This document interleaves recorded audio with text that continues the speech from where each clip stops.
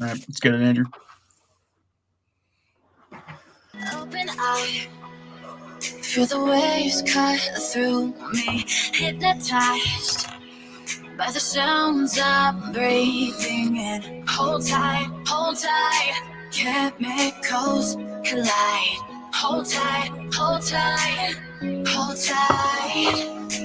Dripping lights paint the skies, all because of you.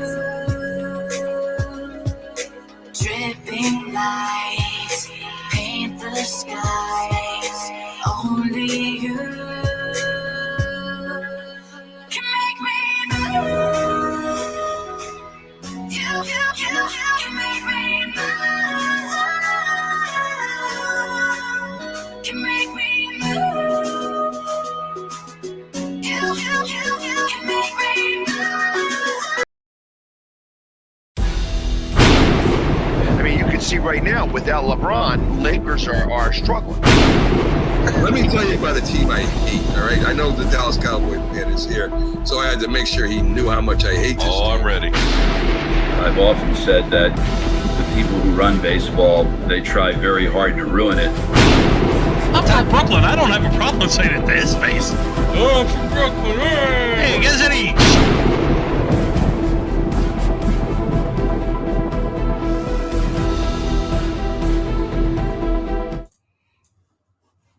All right, what's going on, everybody? I think we are live and good to go. Just checking out the connection really quick. I think we're set. So with that said, that is Andrew Marisi. I am Carter Bentavenga. Welcome back to episode 16, I believe, of the 2-on-0 Hockey Show, where you two co-hosts, and we got nothing standing in the way of covering the greatest game in the world, being professional hockey. And Andrew, I mean, we played a little bit of hockey today, but I'm looking outside right now. I mean, it was raining pretty bad when we were there anyway. It was hard to skate and stuff, but I thought we had a pretty good day. Yeah, I mean, you saw me. I slipped a couple times. Maybe one of them maybe was because of the rain, maybe because not. But yeah, no. I mean, what did we play for? An hour and a half, 2 hours. So I mean, we got a good amount of hockey into it, and I just enjoy it whenever. I don't care how long we play for. Half an hour can be 5 minutes. As I can get to play hockey, I'll be happy. Or it's just because I'm a better hockey player than you. I mean, that might have something to do with it. But. Okay, yeah, sure, buddy. What are you laughing for? Yeah, sure, buddy. Well, the weather here might not be very bright today, but we do have a very good show in store for everybody. The first round of the Stanley Cup playoffs are beginning to wrap up a little bit. And as they do, we're now getting into not just first round recaps, but previews of the second round as well. So I guess the most recent series recap anyway, one of the most important series recaps that we should go over is the New York Islanders taking down the Pittsburgh Penguins in 6 games. And Andrew, I mean, I know we both had Islanders in 7, but something about the Islanders just, I don't know if it was the Islanders look good or certain players, Tristan Jarry, just didn't look so good. What did you see from both sides of this series to kind of, that made it play out the way that it did? I mean, I kind of think the main, reason, I mean, it might sound like, obvious, but I mean, I guess just scoring. I mean, I feel like, whatever team, was just scoring that night or, had a lot of opportunities, to get the puck on net.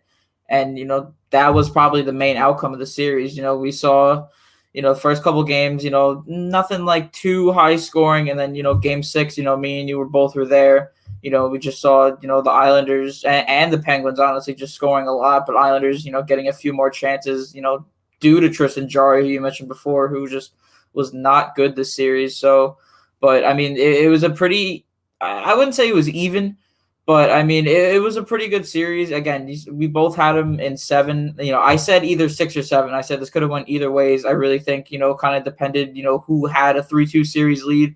And, the Isles did, coming into the barn at the Coliseum, which could have possibly been their last game, at the Coliseum, but it wasn't, now that they are moving on to Boston. So, but yeah, I think scoring was really one of the main things in the series.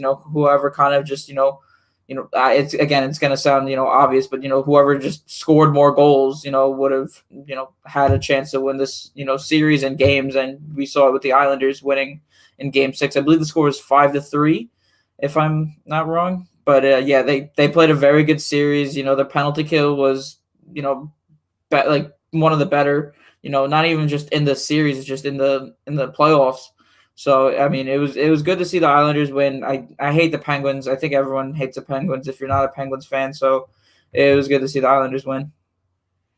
Yeah, that's a little bit shocking to hear from you. I thought you'd be rooting for the Penguins, but I mean, I don't know. See, I think the big thing here with the Islanders, and I know we talked about this quite a bit going into the series in the first place, was that we thought that the fact the Islanders didn't have home ice could hurt them a little bit because let's be honest, I mean, the Islanders weren't very good on the road based on their regular season record.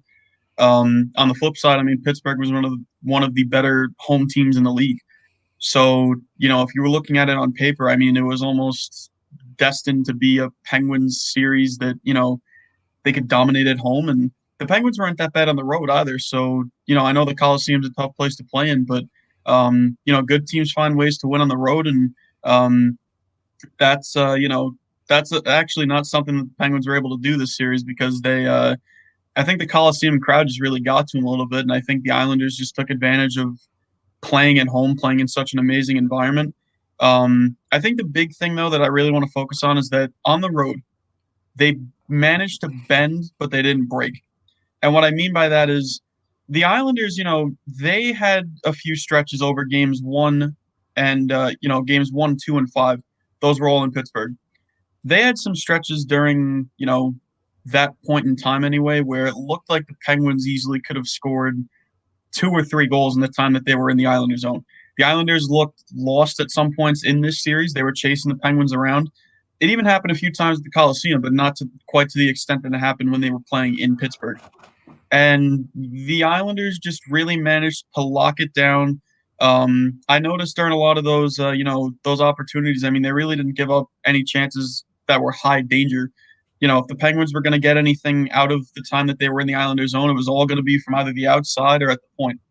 So, I thought they did a good job at really just locking down the slot, really just making sure that the Penguins couldn't get anything, high danger chances going. And, yeah, I mean, I was a little surprised to see the Islanders win this series. I'm not going to lie. I mean, going into it, I knew that Pittsburgh was a good team, and I knew that the fact that they played in 2019 and the Islanders whooped them, to say the least.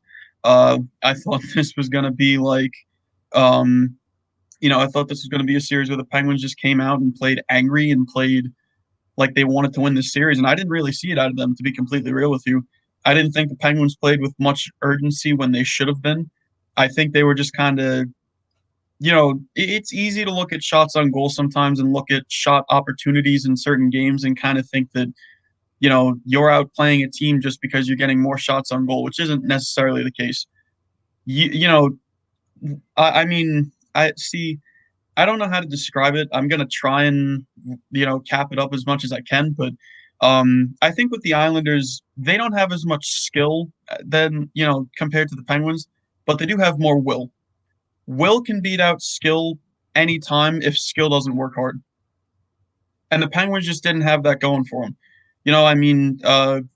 Malkin had a pretty good series. Outside of that, I mean, there was nothing really to write home about. Letang was okay. Crosby was held off the board pretty much the entire series. I think he was held to maybe a goal and an assist over the 6 games. So, realistically speaking, there wasn't a lot to write home about with Pittsburgh's big-name stars. I think another thing that's really important for the Islanders here was the fact that they had a line that was able to outplay the Sidney Crosby line. And it was the line of Anthony Beauvillier, Brock Nelson, and Josh Bailey. This line was incredible all series long.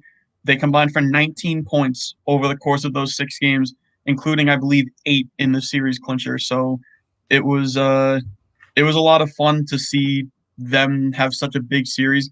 I think they're one of the more underrated lines in the NHL, in my opinion, those 3. I mean, they're fast. They're able to, distribute the puck. They have really, really good chemistry with each other. And I think it showed in this series, especially on that really nice pass from Bailey to Nelson on the tying goal at 3 apiece in Game 6. So, Yeah, I mean that's pretty much what I saw. So uh, I don't know. I don't want to say I'm surprised because I mean I was hoping the Islanders were going to pull this out, but at the same time, Pittsburgh won the division, so it's it can be hard to look past that sometimes. I think one thing that I'm shocked that you didn't mention was the playing of Ilya Sorokin. I mean, he was just absolutely insane this series. He went 4-0. I think he has one of the higher save percentages in the playoffs, right now. I Yeah, he's mean, got a 943. yeah, and for a rookie goaltender going in the game 4, going in the double overtime and making 50 saves or 40 something saves, I believe it was. They had 50 shots. I don't know how many saves he actually made. I think it was in the ballpark of I think it was 48. I want to say 48 saves.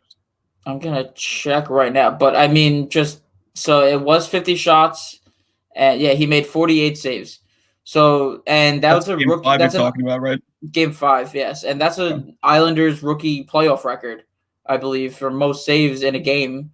And he showed up. And I'm gonna be honest, I wasn't. This. I wasn't the biggest Ilya Sorokin believer. I knew he was good, but I kind of wanted to see how he was against good teams. In the regular season, he did play against a couple decent teams, but it was nothing like spectacular. Like most of his wins, I believe, were against Buffalo or Philly and New Jersey, and that's why I was kind of not a big believer in him. But seeing him after this series, it changed my mind like that. It was so quick. Just seeing how well this guy can play under playoff pressure. And the thing with me now is I know they're gonna most likely start Sorokin next series. What does this mean for Semyon Varlamov? Obviously, he was your number one goaltender this past regular season, and he played very, very well. Could possibly be a Vezina candidate. It wouldn't shock me to see if he is. But what does this mean for Varlamov for the future? For next regular season, will he have a starting job? Will Sorokin take over? Will he get traded? Possibly. I don't think he'll get traded, but it's a possibility. What do you see happening to Varlamov after the Islanders season is done? Well, I'm going to split this up into two separate things. What do I think it means for the playoffs this year? And what do I think it means for not just regular season, but beyond as well? What I think it means for this playoff run is he's got to win the starting job back if he wants to have a chance to play in the playoffs again. Ilya Sorokin has proved that. I mean, I can't believe I'd be saying this in his rookie season, but Ilya Sorokin right now is the Islanders' number one goaltender. He went 4-0 in this series. He had a 195 goals against and a 943 save percentage, as I mentioned before when we were recapping Game 5. And compared to Varlamov, both games that the Islanders lost, Varlamov was in net. He looked a little shaky in both of them. I mean, we've watched. We watched Game 2 together, I think, and then you were working Game 3, and I happened to be in the stands in Game 3. And Varlamov, in my opinion, just looked a little shaky. I mean, he didn't exactly look like himself. I know that, I'm going to give him a bit of a pass here because, first of all, he was such a big part in the Islanders going to the Eastern Conference Final last year in the bubble. And also, he's been dealing with a little bit of a lower body injury, so I'm not going to write him off completely. But at the end of the day, his stats compared to how Ilya Sorokin played in the first round, it was like night and day. It almost wasn't even comparable. So for Semyon Varlamov, you either got to wait until Sorokin falters a little bit, or you just got to prove to Barry Trotz that you were up to the task in order to start a Stanley Cup playoff game. What do I think this means for next season? I think it depends on what happens here because I don't know if you knew this or not. Ilya Sorokin's a free agent at the end of the season. Is he going to be a UFA or is he going to be an RFA? I believe he's going to be an RFA. I would assume so, just because it is his rookie year. I know usually after the rookie contracts, you go to an RFA, but I know some way, somehow, some of them are just very different, and I don't know how that works.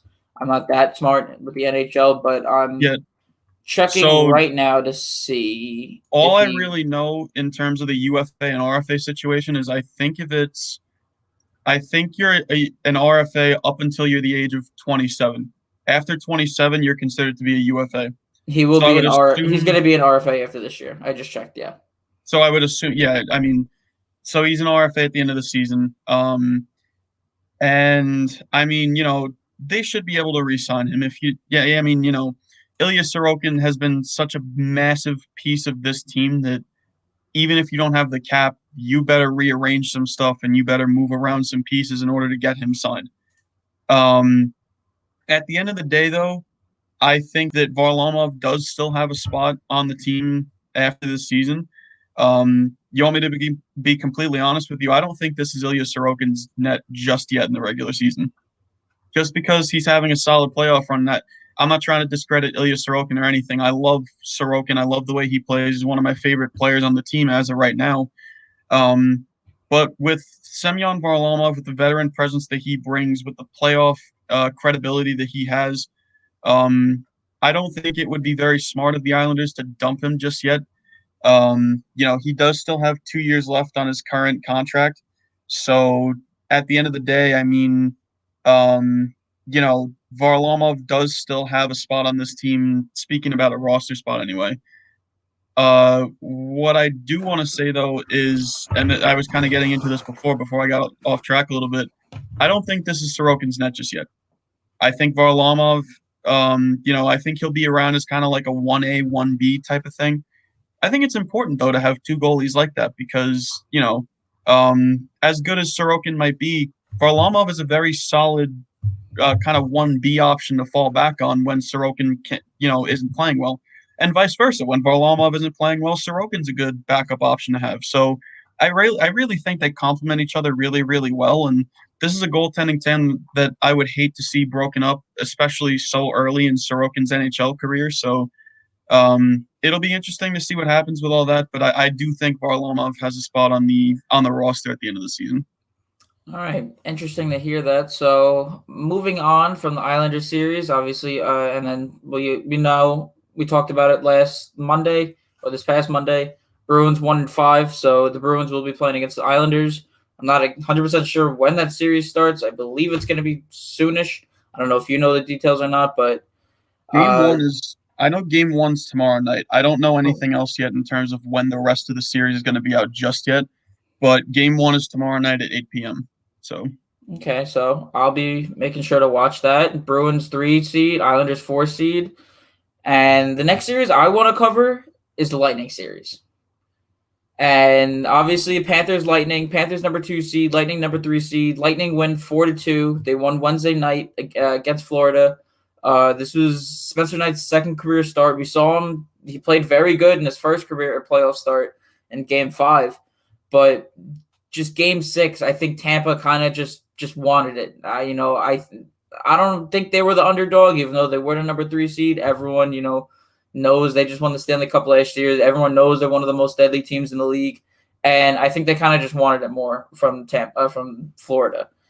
And obviously winning 4-0. I believe 2 of them were empty netters, or only one of them was an empty netter. But let me check right now. No, only one of them was an empty net. So, but Tampa and Florida, what a series, though. I mean, we knew this was going to be a very good series. We know this was going to go either 6 or 7. And, I predicted Panthers in 7. I think you said Lightning in either 6 or 7. But, I mean, I just want to hear your thoughts on the series. It was a very well played out series. I think one thing was one of the key parts of the series was the offense and how well your offense was doing this game. And Tampa, first game, 5-4 win. Game 2, 3-1 win.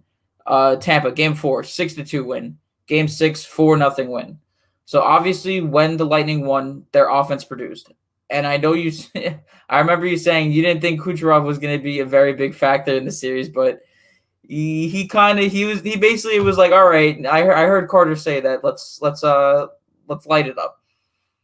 Yeah, Cooch and I are buddies. He was texting me afterward and he was saying like, well, why do you have to write me off like that, bro? But no, I mean it was definitely an amazing series to watch. From a hockey fan perspective, it was definitely it was a matchup that I think we were all dreaming that it would be, and it turned out to be just as amazing as we all thought. All right, you know what? Time to bring out my board of predictions here.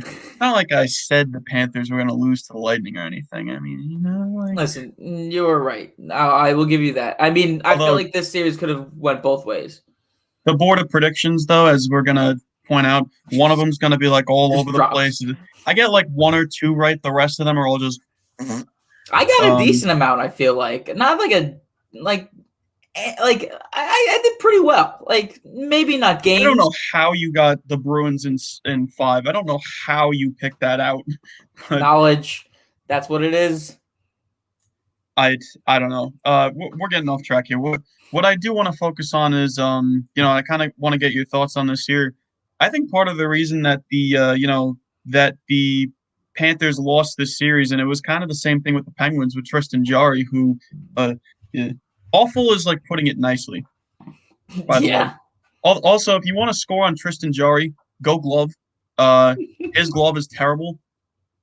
And did you see what? We're getting off track, but I just want to throw this out there before we move on.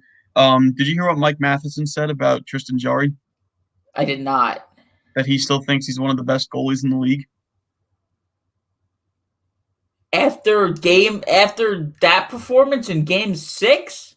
Yep, No way. He's not even top 15. absolutely not.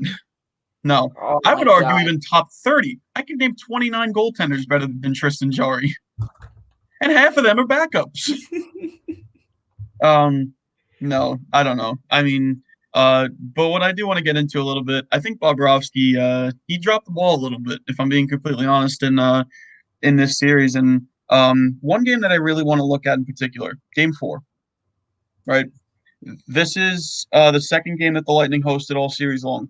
The series was 2-1 in favor of the Lightning, so this was a big one for the Panthers to win. And the Panthers outshot the Lightning 41-26 in this game. You figure that would be a fairly, even though the Panthers are shooting on one of the league's best in Andrei Vasilevsky, you figured this would be a fairly good offensive showing for the Panthers, who can score goals pretty well. I mean, I don't think we're giving them enough credit for that. They have a really, really good offense. The score was 6-2, Tampa. You let in 6 goals on 26 shots. Granted, one of them was from Chris Driedger, who Bobrovsky got yanked, I think, after the 4th or 5th goal, and Driedger comes in and, he lets in 1. He's able to stop the bleeding a little bit, but this is definitely not the performance that you're seeking out of your $10 million goaltender. They wound up getting a solid performance out of one of their goalies. It wasn't Bobrovsky, and it wasn't Driedger. It was Spencer Knight. Spencer Knight was probably the best goaltender the Panthers have had all series long. And I know that's, a bit of a disappointment considering they only put up, they played 2 games with him in net. I remember I had said that I think Spencer Knight does better than Sergei Bobrovsky does or Chris Driedger in this series. That was one prediction that turned out to be right. And I have another prediction that's going to it might turn out to be right, but we'll get into that in a little while. That's pertaining to a certain big game that's going on tonight. But anyway, I mean, I don't know. See, I mean, I knew the Panthers would have their work cut out for them with this Tampa Bay Lightning team. Tampa is a very, very good team. I don't think I'm surprising anybody when I say that. The Panthers are a good team too, but Tampa is I don't really think these two teams are comparable in terms of, where they're at as of right now. I think Tampa's a legit Stanley Cup contender, and I don't really see the Panthers in that same category. I also think the Panthers were missing Aaron Ekblad big time in this series. I think if they had Aaron Ekblad, this might have gone to 7 games. Maybe even we would have seen the Panthers upset the Bolts. But, the hockey gods decided that the defending champs get to move on. They also decided that after probably being fine the entire season, Nikita Kucherov can come in and put up 10 points in 6 games, including 4 in game 1. But, we're not going to talk about that. Cheaters.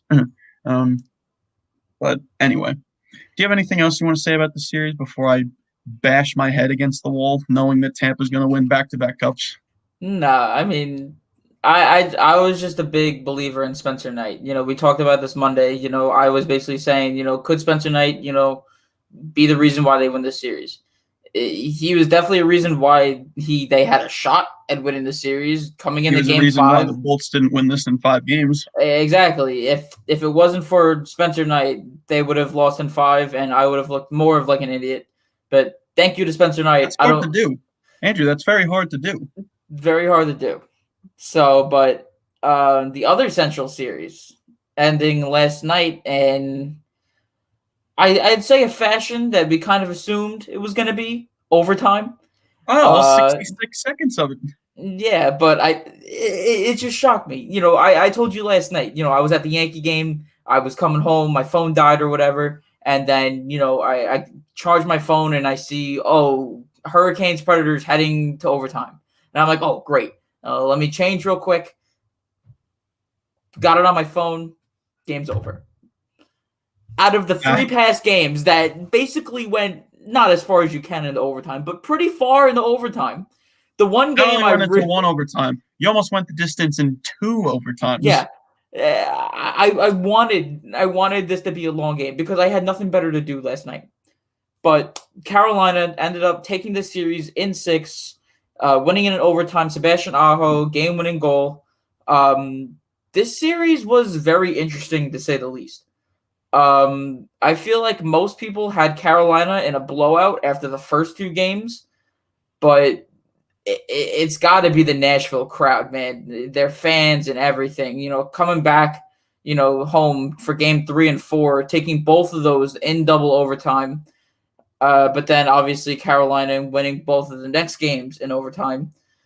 But I don't know. I just really like the way this series played. You know, I even said this before. I said this was going to be one of the more underrated series, in my opinion. You know, Nashville, you know, coming on hot on the end of the season, and obviously Carolina being one of the best teams in the league. I think I predicted this either in 4 or 5 from Carolina, but I mean, in 6 from Carolina, that's not bad for them.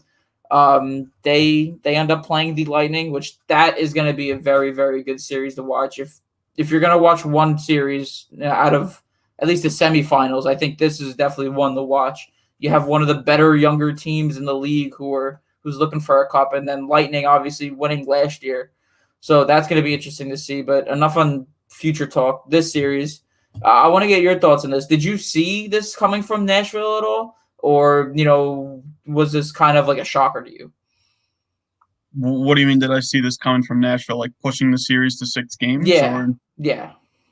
I mean, I had Carolina in 5, so not necessarily. I mean, you know, to be completely fair though, Nashville did play very, very well, and they took advantage of a very impressive crowd at Bridgestone Arena. These are 2 of the teams that have very passionate fan bases during the Stanley Cup playoffs, and we definitely saw it in effect this time around. Carolina won the first 2 games in front of their home crowd. Nashville won the second 2 in front of their home crowd. Carolina won in game 5 in front of their home crowd. And just as you thought Nashville was going to even the series up once again, Carolina scores 1 minute and 6 seconds in overtime and wins the series. Yeah. No, I mean, if I'm being completely honest, I mean, this Nashville team surprised me a little bit. You know, I thought they would be able to win at least a game. I didn't really see it going much further than that. You know, overtime in the Stanley Cup playoffs, it's next shot wins the game. So if you're able to score on that next shot, then you know, doesn't really matter how you played over the course in regulation. It just matters that you get the job done. Going back to the Islanders series really quick, in game 5, the Islanders were the inferior team throughout the course of that game. Pittsburgh deserved to win that game. I mean, if you Easily. simulated, I would say if you simulated 100 times, Pittsburgh probably comes out on top maybe 80 times, 85 times. So, you know, I mean, like I said, next shot wins. I mean, in overtime, you just really got to kind of play your cards right. If you know, if you get the opportunity to do it, then you know you better make sure you convert on it, because you don't know if you're going to get another grade A chance like that. And you know, Nashville did what they had to do. They were able to you know, win 2 games in front of their home fans, and it's unfortunate that they couldn't get the job done in game 6, because I really would have liked to see this go 7 games. You know, there were stretches you know, in the first round where Nashville might not have looked their best, but they were able to stick with a really, really good Carolina Hurricanes club, and One thing that I do want to point out, and I don't know if you ever returned to the game last night, but Roman Yossi wasn't on the bench for a good portion of the third period or overtime. So, well, all minute and a half of overtime. So, but I don't know. I mean, I hope Yossi winds up being all right. I guess we'll never know if he would have been okay to play in the second round. But like you were mentioning before, I mean, this Carolina Tampa matchup, this has got probably as much firepower offense as you can imagine. These are two of the better scoring teams in the league today. And like you said, I mean, it's kind of the battle of like the younger, unproven Carolina Hurricanes against the kind of like Goliath type of team in the Tampa Bay Lightning. So, it'll be interesting to see how this series plays out. We'll preview both this one and the Islanders and the Bruins series closer to the end of the episode. We'll kind of give our our comparisons on the two, and we'll give our thoughts on who we think is going to win each series. But I've said in the past, I mean, this would be a very, very, very entertaining matchup to to be able to watch, and now we're finally getting it. Now it's finally happening. So we'll see what happens with this one. But yeah, so Carolina in 6, winning that in overtime. Very, very good series. We talked about that. What series you want to talk about next? It's up to you. I'll let you choose. Well, I think we should save the big game for for one of the last topics that we're going to talk about. I say we go up north. The Winnipeg Jets. I mean, yeah, that's the one I wanted to talk about. We didn't. Oh, Did we talk about that on our last episode? no, because that was Monday night. Well, I'll leave the Leafs thing up here because I don't have a banner ready for the Oilers series. But whatever, we'll talk about the Leafs. Doesn't matter. Are we going to talk about Connor McGolf course or? We could if we want, but we'll talk about that after this series recap. Well, we're going to talk about the Leafs really quickly here, and Toronto last night. But wow, I mean, Jake Muzzin came to play, man. He scored 2 goals to tie the game for the Leafs after Montreal was up 3-1, and I'm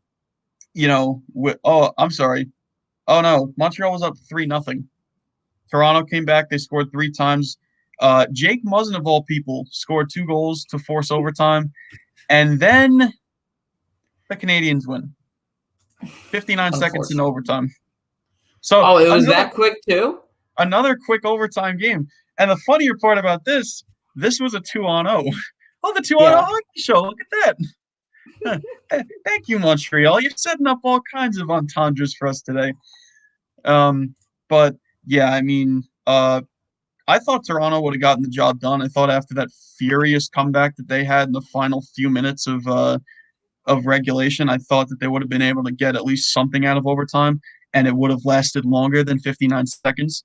But I was wrong in 2 spots. I did get. Do you do any of those the overtime challenges on Twitter where you guess the winners of overtime, like who scores? I don't do it like on Twitter, but me and you have done it multiple. I don't do it on Twitter, but me, you, and Danny, we all do it ourselves. But I mean, did you have Suzuki winning it? I did have Suzuki winning it in overtime, at least yesterday. So, and I had when we get to the other series, when we get to the sweep of the Jets over the Oilers, I had Kyle Connor winning the game in Game 4, and he did that. So, anyway, I mean, I kind of want to share the goal real quick. I'm going to be getting it up in 2 seconds. Again, you mentioned it was a 2-on-0. Something you don't see it usually in regular season. And to see it in the NHL playoffs in overtime, definitely interesting to see. So we see Cole Caulfield, one of the better rookies, this season, not this season, but he's been doing better. And then Nick Suzuki, another young talent that the Montreal Canadiens have, winning it in overtime, keeping their season alive one more day. And, Montreal, I think last week announced that they were going to have fans in the series, in the seats. So this goal, I mean, it basically said, all right, we're going to Game 6. We're going to have fans, and that place is going to erupt. I don't think they're playing tonight. Right, this happened last night, right? Yeah, that was last night. Yeah, so they're not going to be playing tonight, but I mean, what a play by the Canadians. I mean, it's a 2-0. I don't know how you really can't mess up on this, but I mean, we see it here again. A turnover, Cole Caulfield takes it away, and it's just beautiful passing. You know, you don't want too many passes on a 2-0, but you don't want no passes on a 2-0. This is just a perfect amount. You have Caulfield looking at Suzuki. He knows he's there. 1, 2, 3, perfect, wide open net. You can't mess up on that. But I mean, what a goal! And then I mentioned before the Bell Center having fans. Did you see the ticket prices for that game, by the way?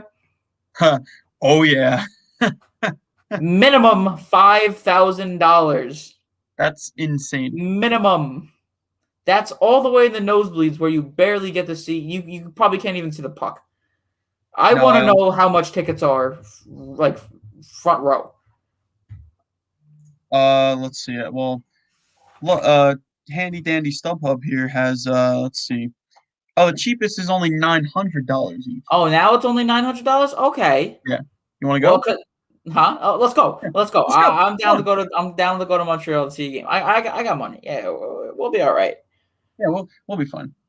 But I mean, I think one of the deciding factors for them, not deciding factors, but the motivational factor, was having those fans. If they did win this game, we at least get to have one game, with fans. This will be the first time, I believe, a Canadian, just any Canadian, team like in professional sports is having fans. This year, I guess. So that place is definitely going to be rocking. I don't know how many fans they have. Do you know by any chance? I think it's 2,500. All right. Still, obviously, one of the lower, amount of fans, in the playoffs. But I mean, it's Montreal. I mean, It's a start. yeah, I it's mean- definitely a start. But just saying, Montreal, that place is going to be rocking. Honestly, that place has the potential to be louder than the Coliseum, and that's saying a lot. Well, with 2,500 people compared to the Coliseum's now 12,000, I don't know if that's going to be the case, but as Montreal slowly begins to increase their fan capacity, it very well could be. And I mean, it's nice to see fans finally returning to the Canadian markets. I know I have family that live up in in the Toronto area, and we were talking to them the other day, and they were saying that apparently they're still on lockdown. They're still on like COVID lockdown too, I think until June 2nd.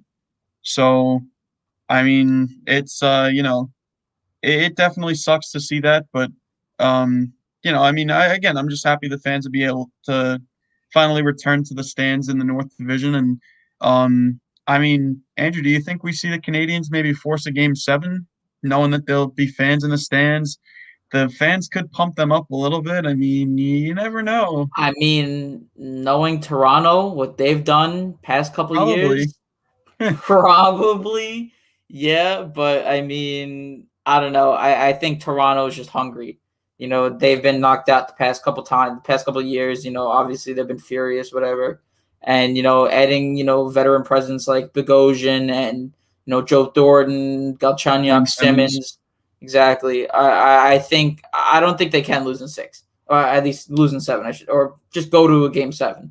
I think they can end it in Montreal. I mean, again, the fans, they do play a part of the game very much, but I just see this Toronto Maple Leaf team, hungry, and I think they just want to win the series, ASAP.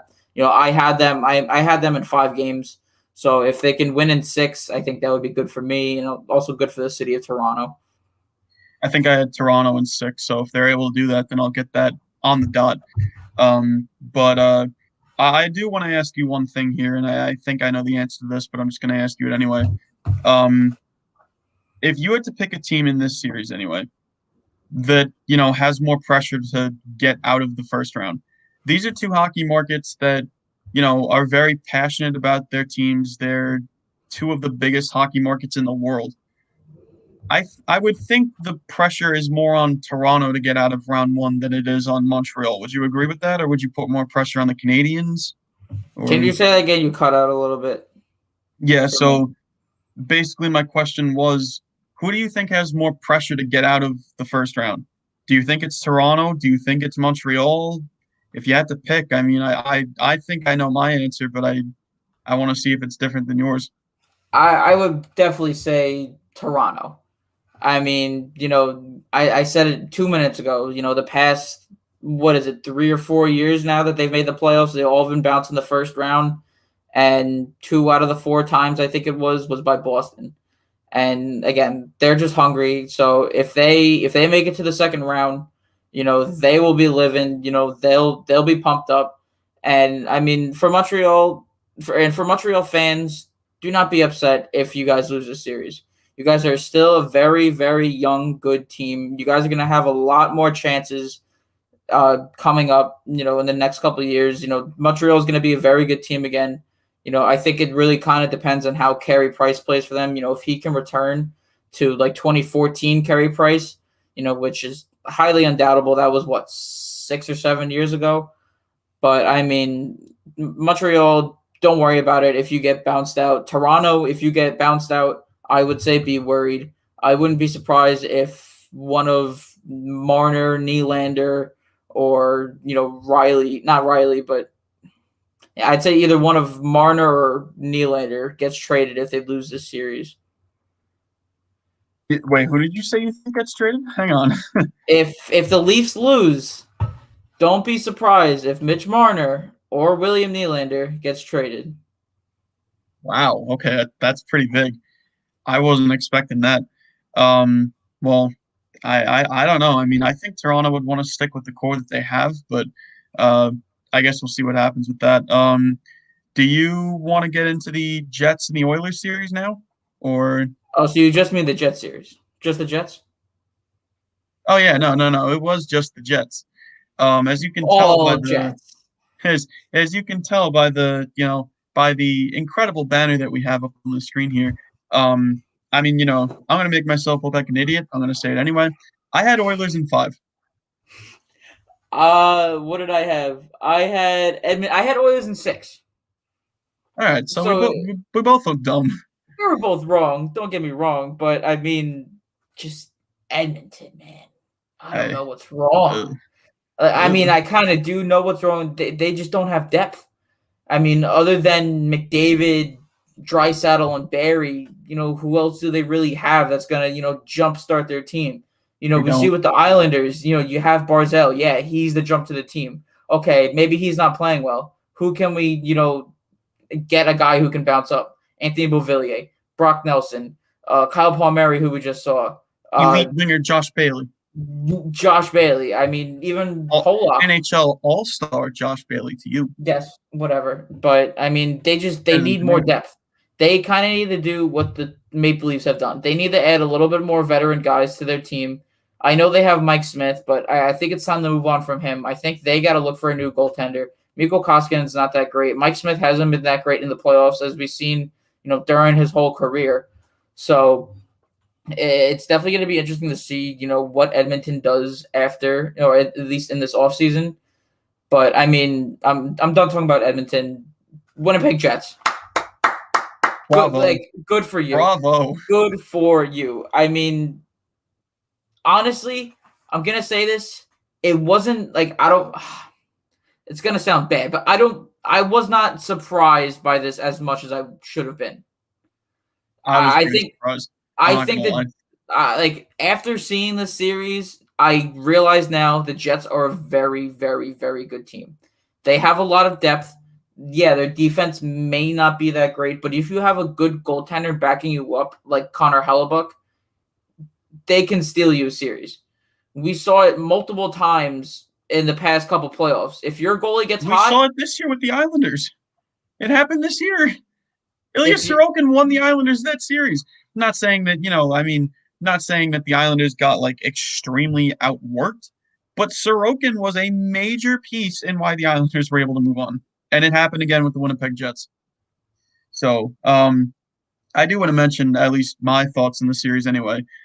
First of all, I know this was a sweep. I know it's a sweep on the scoreboard anyway, but I really don't think that this was a dominant series win by the Winnipeg Jets. I know that's going to sound kind of vague, but let's be completely honest here. Winnipeg took game 1 4-1. After that, games 2, 3, and 4 all went to overtime. So, we could have seen Edmonton win at least one of those games, but Winnipeg was just able to. We mentioned it earlier. Overtime in the Stanley Cup playoffs is next shot wins. If you convert on those chances, then great, you're going to win the game. I mean, that kind of sounds like a no duh type of moment, but like, Winnipeg was just able to convert on their chances. Edmonton wasn't, and the Jets move on in a sweep as a result. But I'm going to focus a little bit on Edmonton here. And I know you mentioned before that you weren't really shocked that this happened. I was pretty shocked. I'm not going to lie. When your top two players, I don't really care what the rest of your lineup looks like. When your top two players combined for almost 200 points in the regular season, in a 56 game regular season, games, they didn't show up.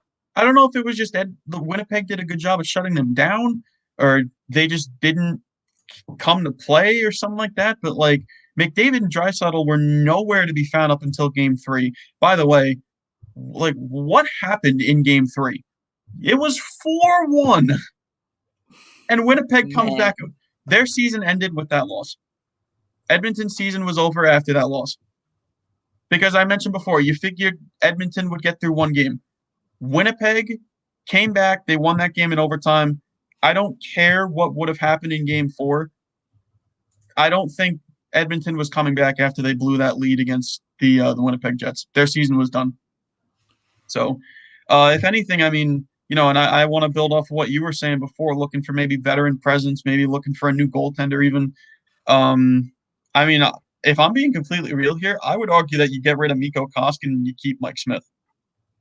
I like the way that Mike Smith played over the course of the Stanley Cup playoffs. I don't think this was on Mike Smith. I don't think any of those games were on Mike Smith. No way. Listen, I know. I'm sorry to interrupt you, but I know I said Mike Smith isn't that great of a playoff goaltender, but this series was not his fault. It was Edmonton's defense. Not even their defense, just really their whole team, besides their goaltending. I mean, I don't know how you can blow a 4-1 lead in the third period and then lose in overtime. Another Canadian team. And then just going to triple overtime just to get swept. I mean, McDavid and Draisaitl this series combined for 9 points. That's not that bad. Wait, they had 9 points? Combined, yeah. Did they really? Yeah, they did. Considering they scored 1 goal over the first 2 games, that's pretty impressive. Listen, yeah, don't get me wrong, that's not bad. But just imagine if they did, perform in games 1 and 2. Games 1 and 2, they were held off the scoreboard, I believe. Game 2, I know game 1 he was. Game 2, they lost 1-0 in overtime. If they would have came to play in that game, that's a 1-1 series right there. At least. Yeah. Yeah. I don't know. It's just so unfortunate. I mean, I like Edmonton. Well, not even Edmonton. I just like McDavid. And one question I want to ask you, and this might be a little controversial or not, but do you see McDavid leaving the Oilers anytime soon? I'm not saying this next offseason, but possibly next offseason maybe, if they're still very bad, if they don't make the playoffs, or if they get out of round 1?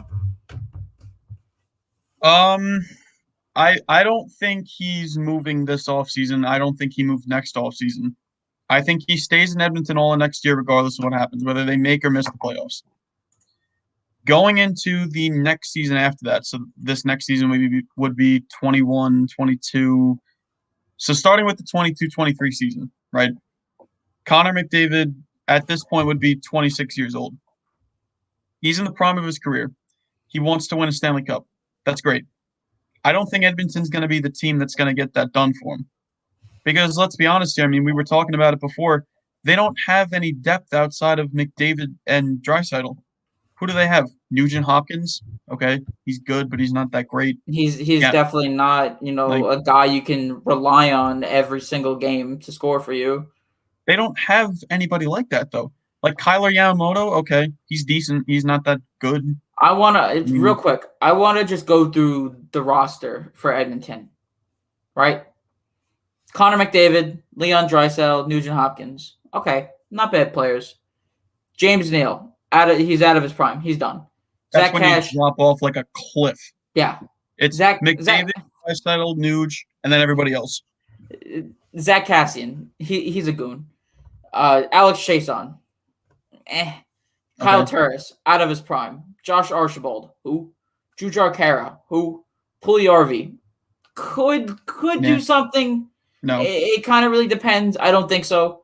Tyler Ennis, out of his prime. Dominic Cahoon, Gaden Haas, Kyler Yamamoto, again, another decent player. Joakim Nygaard, Ryan McLeod, Devin Shore, and Russell Patrick. When you have forward depth like that, Literally, you're not going to do everybody, anything.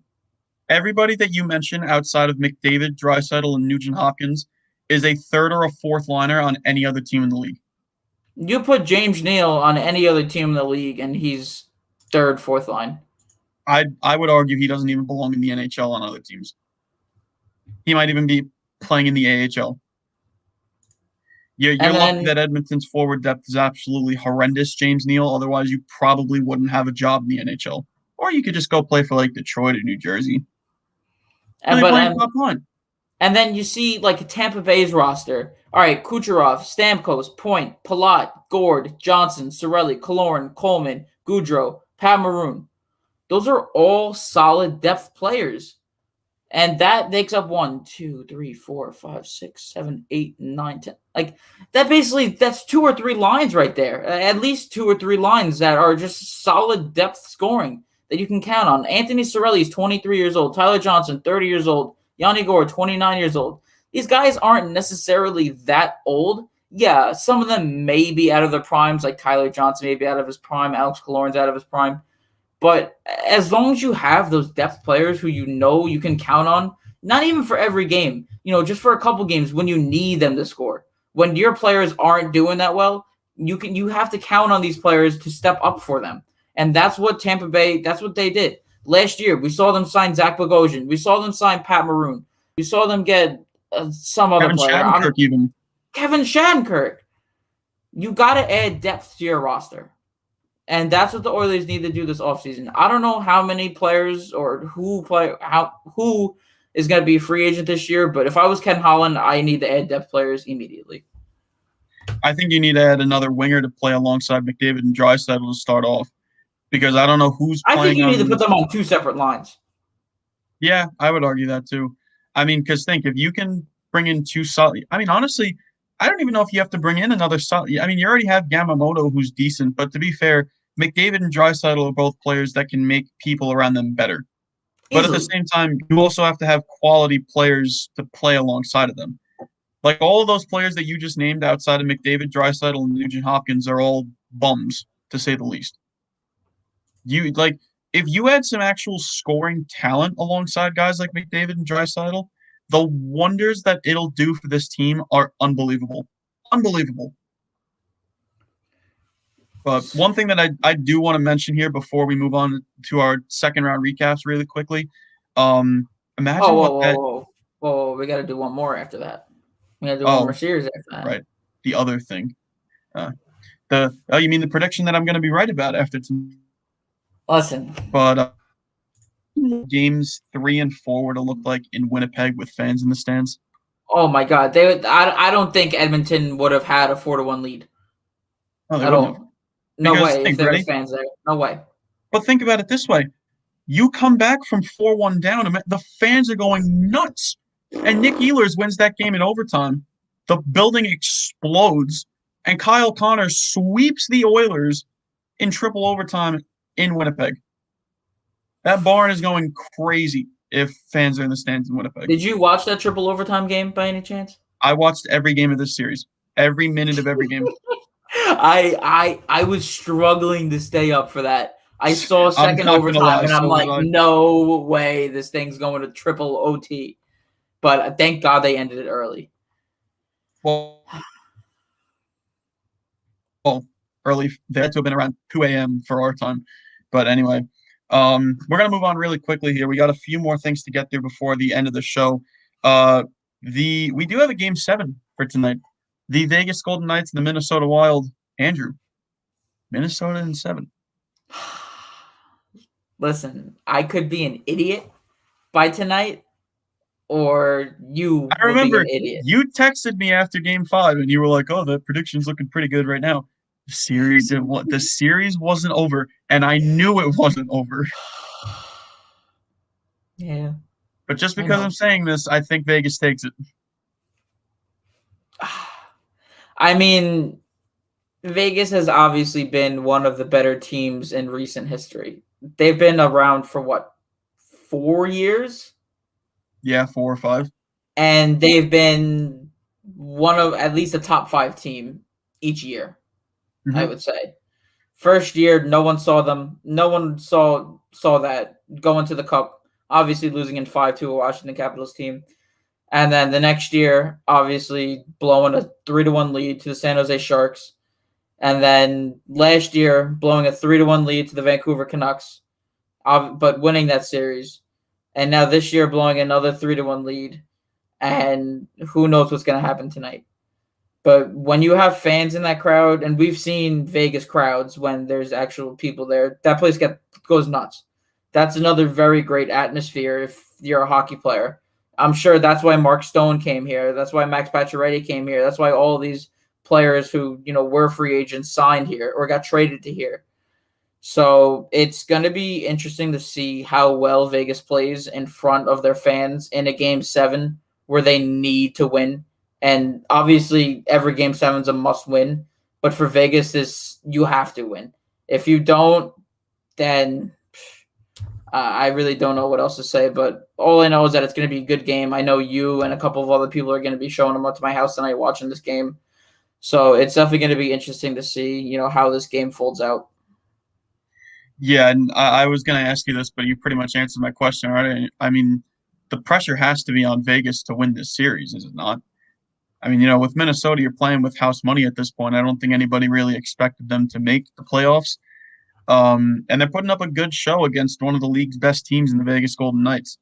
So, I mean, with Minnesota, it's interesting to see because Vegas has looked. It's very similar to what happened with the Islanders and the Penguins.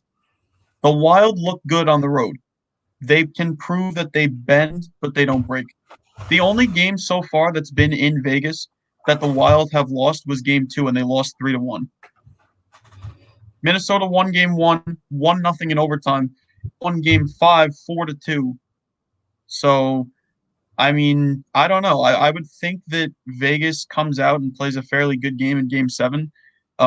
If you're Pete DeBoer, who are you starting? Are you starting Fleury? Are you starting Leonard? I mean, that's a pretty big deal. I mean, who are you going to put in net? I would think it's Fleury, but I didn't even think about it, but I'm gonna have to agree with you. I think you got to start Fleury, but I think if there's 2 or 3 quick shaky goals, you got to pull them. It's the playoffs. Again, once you have a goaltender that's hot, you got to stick with him. And but it's not even that though. There's no tomorrow. There's not like you can say, okay, we'll get him in the next game. There's no next game. If you lose tonight, there's no next round. There's no next game. There's no next nothing for you. It's next season. Practice. It's That's next it. season. Yeah. And I mentioned this before with the Canadiens Leaf series. If you're the Vegas Golden Knights and you lose this game, I think you kind of start to worry a little bit. I think, you realize you are a playoff team every year, but you're not going far really that much. But then you look like it, and then with the Wild, if you lose the series, it's fine. I said this with Montreal. They'll be fine. We see how good Kaprizov was this year. We know that he can lead a team to the playoffs. Minnesota's been pretty irrelevant the past couple of years. Apparently they've made the playoffs 8 out of the past 9 seasons, and I had no idea about it. Because no one cares about Minnesota. But this year, Kaprizov changed that culture real quick. Minnesota's the hockey state of America. So, Kaprizov, him, even Zuccarello. Zuccarello's been phenomenal for the Wild this past season, at least. Just seeing the way he plays, seeing the way he passes and everything, it blows my mind. Like, listen, I know he did most of that stuff with the Rangers, but he really didn't have the help. I think on his line was Kreider and Stepan. Don't get me wrong. Those 2 players at those times, they were very, very good players. But you're playing with one of the most exciting rookies in the league with Caprillo. But just for some reason, Rask. It's Victor Rask. Who cares about him? But when you have that's a good 1-2 combo of Zuccarello and Kaprizov. So Game 7 tonight, 9 p.m. It's going to be very interesting to watch. Again, I mentioned before, we're both going to be watching it at my house with a couple of our friends. So, but I'm going to make a prediction. I'd say Vegas wins in overtime 4-3. For my bracket stake, I want to stick with Minnesota. I think it's going to be a lot to ask, though, going into Vegas for a Game 7 in front of the Vegas crowd and pulling out a series win. Although they did it in 2014 in Colorado. That was 7 years ago. I know these are two very different teams compared to when they were, back in 2014 now, of course. But I don't know. I mean, I think part of this tonight, Cam Talbot's going to have a very interesting night, to say the least. So I'm sticking with my prediction. I'm going to be a man about it. I'm saying Minnesota in 7. Really quickly here, I know we're at 7 o'clock, but we're going to, I want to get to these two series really quickly. We're going to start out with the East Division second round. We got the Bruins and the Islanders. These two teams are very, very similar over the course of the regular season. Andrew, if you had to give yourself a prediction here, who would you say is moving on in this series? It's a tough prediction, and I know we don't have a lot of time left, or we barely have any time left, so I'm not going to go in depth with this. Isles in 5. In 5? I'm going to say it. Isles in 5. Wow. I wish I had as much confidence as you do. I'm saying Bruins in 6. Bruins in 6. All right. I mean, again, like we said when we first made our predictions, one of us is going to look like an idiot and the other is probably going to look like a damn genius. I'm hoping it's me. I'm hoping I look like the idiot. I hope more than anything that I look like the idiot. This is the one series that I hope I get so wrong that, I never want to talk about hockey again. All right. But, and then we have the Central with the Lightning and the Hurricanes. Obviously, we mentioned before, this is going to be one of the better series. If you're not a hockey fan, but you want to get into hockey, I suggest you watch every single second of this series. This one, I got Carolina in 7. Carolina in 5. I thought you were going to say 4. I thought you were going to say 4. I was debating it. I'll say this. I'm not surprised by it. I like it. I mean, I think they could definitely take the series. I mean, I think it really just depends on how their goaltending plays, how Carolina's defense plays. Let me tell you, I don't think Nedeljkovic is going to be able to outduel Vasilevsky, but I think if Carolina gets timely scoring and they get timely saves, they'll be able to move on, not fairly easily because Tampa's never going to be an easy out. But I've said in the past, too, I've said this before the playoffs even started, that if these two teams play each other, I think Carolina could take Tampa in a best of 7, and I'm sticking to that. It might not be in 5 games. That was just a little more for the flashiness factor, being bold about the whole thing. But that's why my prediction, I was in 5. I want to be boldy because I feel like with the NHL playoffs, there's something that's just like, wow, I never saw that coming. And that's why I predicted Isles in 5, because I don't think a lot of people see it coming. I know you said you didn't see it coming from an Islanders fan. So trust me, I'm hoping that with the Islanders and the Bruins series, I look like an absolute moron, but I don't see it happening. I really don't. I mean, now that you actually have to play a competent goaltender in Tuukka Rask, this might be a little harder than you might think, but I hope I look dumb. I hope I'm looking back on this and being like, wow, like you're stupid. I'm right. Anyway, for the first time ever, you could say that I would be right.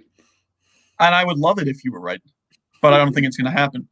I don't know. The beauty of the Stanley Cup playoffs is you never know what's going to happen. I don't think anybody expected the Jets to sweep the Oilers, so you just kind of got to wait and see what happens and, just enjoy the process. Here, we went a little bit over the limit at the end there, but I think we had a fairly good conversation about that overall. Andrew, you got anything you want to say to the crowd before we get going here? None. Just be safe, stay safe, and go Vegas. I agree with those first two things. Minnesota in 7. You thought I sounded dumb for saying it. It might happen now. That's Andrew Marisi. I'm Carter Bentavenga. As he said, stay safe, stay healthy. We're going to be back on Monday talking about the Minnesota Wild's win over the Vegas Golden Knights here in Game 7. And we're going to be talking more about the second round of the Stanley Cup playoffs as well. So like I said, that's Andrew. I'm Carter. Enjoy the playoffs, everybody, and we will be back on Monday. Peace.